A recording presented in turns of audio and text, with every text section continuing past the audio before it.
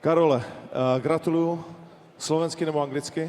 Slovensky, prosím. Okay, so we will do it in Slovakian language and then I will translate it.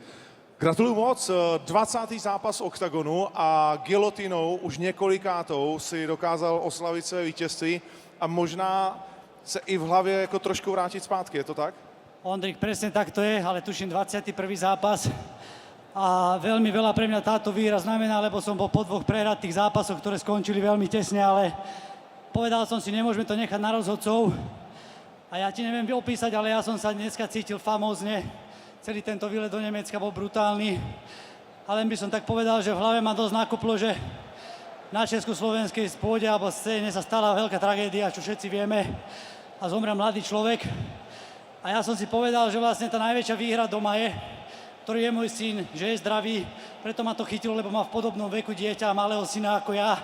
A keď prídem domov, je mu jedno, či som vyhral alebo prehral. Jeho hrdina som tak či tak. A práve preto si vážme maličkosti, nič není samozrejme a nikdy nevieme, dokedy to tu máme vydlaždené.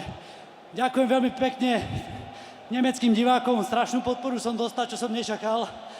A 6. mesiac bude v Bratislave turnaj a ja by som ich chcel pozvať do Bratislavy, nech vypredajú arénu aj tam, keď tam máme s tým problémy a ukážte, že OKTAGON je veľmi veľká organizácia. Ďakujem, že tu môžem byť a ja som sa aj naučil jednu frázu.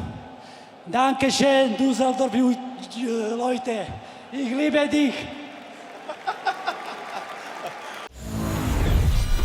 Lístky na OKTAGON MMA.com nebo sleduj živě na OKTAGON TV.